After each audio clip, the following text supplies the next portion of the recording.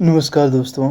तो आज से जो है हम एनसीईआरटी को कवर करेंगे यूपीएससी की जर्नी में। और कोई भी स्टेट पीसीएस है उसके लिए एनसीईआरटी की समझ काफ़ी ज़रूरी होती है। तो हम सबसे पहले जियोग्राफ़ी 11th क्लास की और उसका चैप्टर नंबर 3। और बुक कौन सी है? ये फिज़िकल जियोग्राफ़ी यानी कि भौतिक भूगोल। तो हम इसमें क्या देखेंगे, हम इंग्लिश और हिंदी दोनों में से कवर करेंगे और कॉम्प्रिहेंसिव वे में हम पूरा समझेंगे, लाइन टू लाइन समझेंगे। आपको क्या करना है, आपको एक पेन और कॉपी लेके रखना है और जो भी मेन पॉइंट आपको लगे वो नोट डाउन करना है। और वैसे भी एनसीईआरटी जो है इनकी वेबसाइट पे आपको पीडीएफ इसकी फ्री में मिल जाती है, आप वहाँ से डाउनलोड करके इसे पढ़ भी सकते हो। तो चलिए स्टार्ट करते हैं। तो सबसे पहले इस जो चैप्टर है इसमें हम क्या पढ़ेंगे, सबसे पहले तो लिखा हुआ है आंतरिक संरचना, मतलब जो भी इंटीरियर है अर्थ का उसको पढ़ेंगे हम। और देखेंगे हम इसके इनडायरेक्ट एंड डायरेक्ट जो सोर्सेस है, मतलब हमने देखो हम खुद तो गए नहीं हैं पृथ्वी के अंदर, तो इसके लिए इनडायरेक्ट सोर्सेज कुछ होते हैं, तो हम देखेंगे कि वो क्या है। और डायरेक्ट भी हम देखेंगे क्या है। इनडायरेक्ट में जैसे कि आपका आ गया, जैसे कि मान लीजिए इनडायरेक्ट सोर्स में आपका क्या आ गया, आपका आ गया अर्थक्वेक, आपका आ गया ज्वालामुखी, या जिसे हम वोल्केनो कहते हैं। तो हम वो चीज़ें समझेंगे। तो चलिए स्टार्ट करते हैं इस चैप्टर को।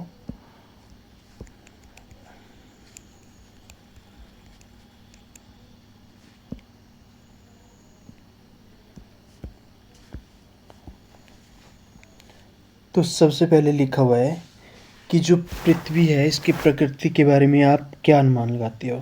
आपको क्या लगता है कि ये, जैसे कि आपको पता है कि ये गोल है, तो आपको क्या लगता है कि अंदर से ये बिल्कुल जैसे क्रिकेट बॉल होती है वैसी ठोस है, या फिर कोई फुटबॉल होती है जिसमें अंदर हवा होती है उस टाइप की है। तो यहाँ पे लिखा हुआ है कि जिस पर चट्टानों की मोटी परत स्थल मंडल है, मतलब खोखली बॉल समझ रहे हो आप उसे, कि जिस पे चट्टानों की एक लेयर लगी हुई है बाहर से और है खोखली वो, या फिर आप ऐसा समझ रहे हो कि ये कोई हार्ड बॉल है। तो क्या आपने कभी टेलीविज़न पर ज्वालामुखी के उद्गार को देखा है? तो देखिए जैसे कि ये वोल्केनो है, ये इरप्ट होता है, तो आपने ज़रूर देखी होगी पिक्चर वगैरह, इसकी फ़ोटो वगैरह। तो क्या आपने ज्वालामुखी से निकलते हुए गर्म लावा, मिट्टी, धुआं, आग तथा मैग्मा याद है आपको? पृथ्वी के आंतरिक भाग को अप्रत्यक्ष प्रमाणों के आधार पर समझा जा सकता है, क्योंकि पृथ्वी के आंतरिक भाग में ना तो कोई पहुंच सका है और ना कोई पहुंच सकता है। अब देखो आगे जो ये वीडियो है उसमें लिखा भी गया है कि पृथ्वी का कितना है, मतलब रेडियस कितना है पृथ्वी का और डायमीटर कितना है। तो हम इसे आगे ही देखते हैं। तो क्या बोल रहे हैं कि जो भी हम, मान लीजिए कि हम यहाँ पे रह रहे हैं और यहाँ के नीचे जो भी है, एक मिनट, हम यहाँ पे रह रहे हैं और यहाँ के नीचे जो भी है नीचे को, तो वो हम खुद नहीं जा सकते। मतलब ऐसा तो है नहीं कि हम इतना बड़ा गड्ढा कर लें और नीचे पहुँच जाएं। तो क्या है, इनडायरेक्ट कुछ स्रोत है उसके तहत हम इस चीज़ को समझते हैं। तो चलिए आगे देखते हैं।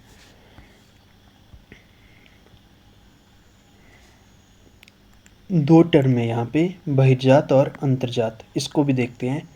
क्या लिखा हुआ है कि पृथ्वी के धरातल का विन्यास मुख्यतः भूगर्भ में होने वाली प्रक्रियाओं का परिणाम है। कि जो भी धरातल का विन्यास है, मतलब कि जो भी सरफेस है वो कैसे है, वो जो भूगर्भ है, भूगर्भ मतलब इंटीरियर, अंदर जो पृथ्वी के अंदर चला हुआ है, उसी का परिणाम है। कि जो भी बाहर जो चट्टानें वगैरह हैं वो जो भी उत्पन्न हुई है वो उसी का परिणाम है। तो क्या लिखा है, बहिर्जात व अंतर्जात प्रक्रियाएं लगातार भूदृश्य को आकार देती रहती है। अब देखो बहिर्जात और अंतर्जात, अगर हम हिंदी में देखते हैं तो बहिर्जात ये होगी, अंतर्जात होगी, और इनकी इंग्लिश होगी एक्सोजेनिक एंड एंडोजेनिक।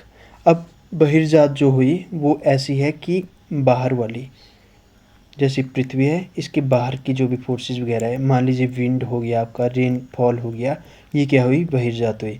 और अंतर्जात हुई जैसे कि भूकंप हो गया, ज्वालामुखी हो गया, जो कि अंदर से आ रहा है पृथ्वी के अंदर से। तो ये हो गई अंतर्जात। क्या लिखा है कि बहिर्जात व अंतर्जात प्रक्रियाएं लगातार भूदृश्य को आकार देती रहती है। अंतर्जात प्रक्रियाओं के प्रभाव को अनदेखा कर किसी भी क्षेत्र की भू आकृति की प्रकृति को समझना अधूरा है। अब जो अंतर्जात प्रक्रियाएं हैं, अंतर्जात में कौन सी आ गई? अंतर्जात में एक आ गई आपकी अर्थक्वेक और एक आ गई आपकी वोल्केनो। ये दो मान के चलते हैं हम अभी। तो इनके बिना जो है किसी भी प्रदेश की, किसी भी जगह की भू आकृति की प्रकृति को समझना अधूरा है। तो क्या लिखा है कि मानव जीवन मुख्यतः अपनी क्षेत्रीय भू आकृति से प्रभावित होता है। बिल्कुल सही बात है कि जो भी मानव का जीवन है वो क्षेत्रीय भू आकृति से प्रभावित होता है। मान लीजिए कि आप मान लीजिए कि आप कोस्टल वाले एरिया में रहते हो तो आपका जो जीवन है वो वैसा ही होगा, और मान लीजिए कि आप हिली एरिया में हो तो आपका जीवन वैसा ही होगा। तो क्या है, क्षेत्रीय भू आकृति से प्रभावित होता है।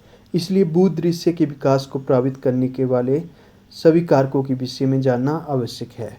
यह समझने के लिए कि पृथ्वी में कंपन क्यों होता है या सुनामी जैसी लहरें पैदा कैसी होती है, यह समझना जरूरी है कि हमने पृथ्वी की आंतरिक संरचना का विस्तृत ज्ञान हो।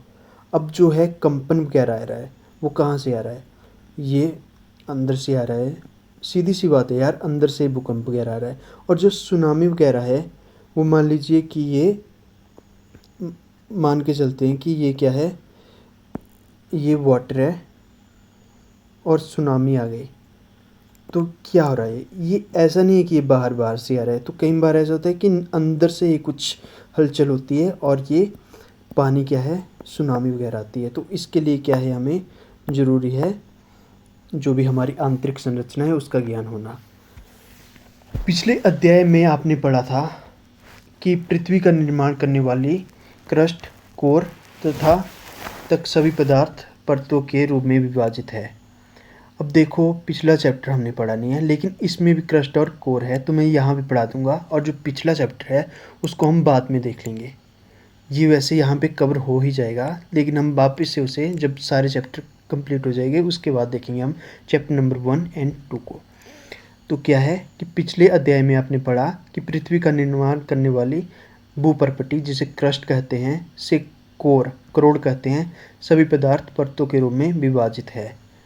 यह जानना भी अत्यंत रोचक है कि वैज्ञानिकों ने कैसे इन परतों के संबंध में जानकारी प्राप्त की और प्रत्येक परत की विशेषताओं के बारे में अनुमान लगाया।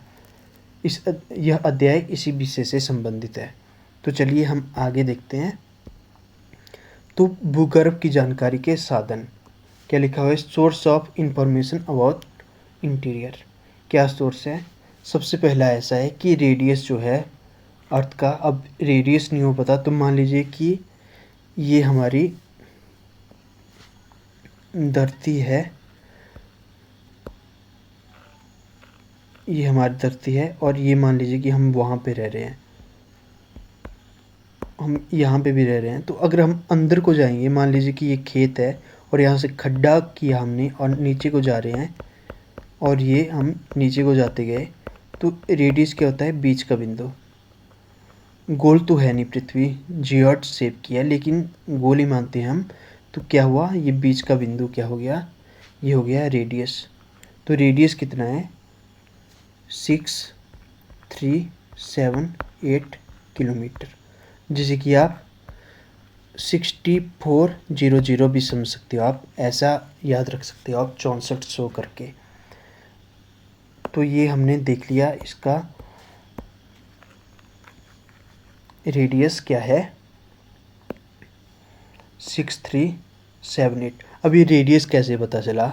तो अब हम अंदर तो गए नहीं है नापने क्या, तो चलिए अब जानते हैं कि ये रेडियस भी कैसे हमें पता चला। पृथ्वी की आंतरिक परिस्थितियों के कारण यह संभव नहीं है कि कोई पृथ्वी के केंद्र तक पहुंचकर उसका निरीक्षण कर सके। सही बात है, वहाँ के पदार्थ का कुछ नमूना पदार्थ कर सके।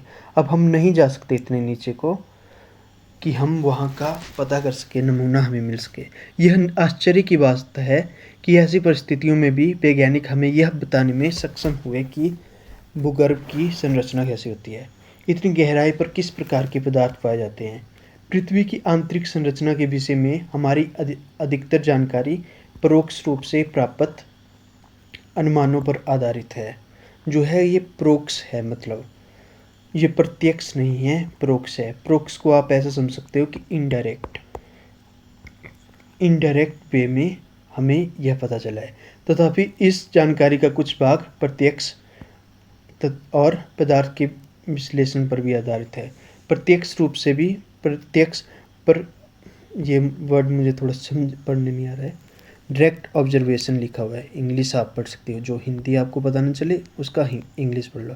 डायरेक्ट ऑब्जर्वेशन से भी कुछ विशेषण हमें मिलता है। तो चलिए देखते हैं प्रत्यक्ष स्रोत के बारे में। सबसे पहले लिखा हुआ है यहाँ पे, और आज हमारा यहीं तक होगा कि इसके प्रत्यक्ष स्रोत क्या है। पृथ्वी से सबसे आसानी से उपलब्ध ठोस पदार्थ धरातलीय चट्टानें हैं, अथवा वे चट्टानें हैं जो हम खनन क्षेत्रों से पदार्थ करते हैं। दक्षिण अफ्रीका की सोने की खान 3 से 4 किलोमीटर गहरी है।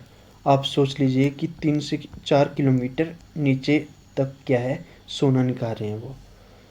इससे अधिक गहराई में जा पाना असंभव है क्योंकि तापमान बहुत अधिक होता है। अब क्या है कि जैसे हम नीचे को जाते जाते हैं तो टेम्परेचर जो है वो राइज करने लगता है। ये हम आगे पढ़ेंगे कि क्या इसका फैक्टर है, कितना टेम्परेचर राइज करता है। तो यहाँ पे आप ऐसा समझ लीजिए कि जितना हम नीचे को जाएंगे टेम्परेचर उतना ही बढ़ेगा। खनन के अलावा वैज्ञानिक विभिन्न परियोजना के अंतर्गत पृथ्वी की आंतरिक स्थिति को जानने के लिए परपटी में गहराई तक छानबीन कर रहे हैं। जो है वो परपटी मतलब क्रस्ट।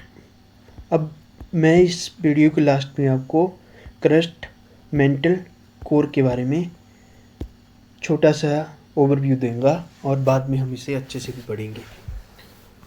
संसार भर के वैज्ञानिक 2 मुख्य परियोजनाओं पर काम कर रहे हैं। ये एक गहरे समुद्र में प्रवेदन परियोजना डीप ओशियन थ्रिलिंग प्रोजेक्ट है तथा इंटीग्रेटेड ओशियन ड्रिलिंग प्रोजेक्ट है। आज तक के सबसे गहरा जो ड्रिल हुआ है, मतलब खड्डा खोदा गया है, वो अंटार्कटिक महासागर में कोला क्षेत्र में 12 किलोमीटर की गहराई तक किया है। कहाँ पे है ये? आर्कटिक। सॉरी, मैंने अंटार्कटिक बोल दिया था, लेकिन ये आर्कटिक है। अब आर्कटिक कहाँ हुआ? तो मान लीजिए ये पृथ्वी है, ये मान लीजिए कि आपका क्या है, अफ्रीका है, ये इंडिया है, चाइना वाला क्षेत्र है, ये साउथ अफ्रीका और ये अमेरिका है, यहाँ पे यूरोप मान लीजिए, और यहाँ पे है अंटार्कटिका। लेकिन जो आर्कटिक है वो इस तरफ है, मतलब नॉर्थ पोल की तरफ है आर्कटिक। तो वहाँ पे कोई कोला नाम की स्थान है, वहाँ पे 12 किलोमीटर का गहराई की गई है।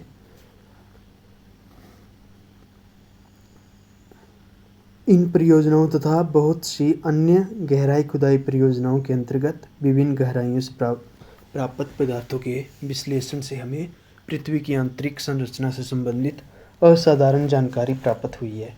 ज्वालामुखी उद्गार प्रत्यक्ष जानकारी का एक अन्य स्रोत है। जब भी ज्वालामुखी उद्गार से लावा निकलता है, यह प्रयोगशाला अन्वेषण के लिए उपलब्ध होता है। यद्यपि इस बात का निश्चय कर पाना कठिन है कि यह मैग्मा कितनी गहराई से निकला है। तो यहाँ पे क्या कहा गया है कि हमने ये तो देख लिया, डायरेक्ट तो हमने देख लिया कि हम डायरेक्ट, देखो यार सीधी सी बात है, यहाँ पे करते हैं कि एक तो ऐसा है कि हम डायरेक्ट जो है वो डायरेक्ट ज़्यादा जा नहीं सकते, मतलब फ्यू कम ही हम डायरेक्ट देख सकते हैं। और दूसरी बात क्या है कि जो इनडायरेक्ट है उसके ज़रिए ही हम देख सकते हैं। तो वो कब देखेंगे हम देखेंगे नेक्स्ट वाली वीडियो में। नेक्स्ट वीडियो में हम उसे देखेंगे। और इनडायरेक्ट क्या है? इनडायरेक्ट में हम देखेंगे अर्थक्वेक। जो आप ढूंढते हो ना अर्थक्वेक के लिए लेक्चर वगैरह, वो इसी में हो जाएगा पूरा का पूरा अर्थक्वेक। उसके बाद हम क्या देखेंगे? उसके बाद हम देखेंगे वोल्केनो एंड उसके टाइप। एसिडिक वोल्केनो होता है, कंपोजिट होता है, बेसिक होता है, सील्ड होता है। वो सब कुछ हम देखेंगे उस वाली वीडियो में। तो यहाँ तक हमने देख लिया है। अब यहाँ पे क्या कहा गया था कि जो हमने थोड़ी बहुत जानकारी डायरेक्ट से ले ली है और इनडायरेक्ट से भी हमें काफ़ी मिलती है, लेकिन क्या है उसकी भी ना, जैसे वोल्केनो है तो उससे हम ऐसा देख सकते हैं कि मटेरियल कौन से हैं अंदर, लेकिन ऐसा नहीं देख सकते कि ये कितनी गहराई से आए है, वोल्केनो जो है वो कितनी गहराई से आया है। तो ये सब क्या है, इससे आगे का हम देखेंगे अपनी नेक्स्ट वीडियो में।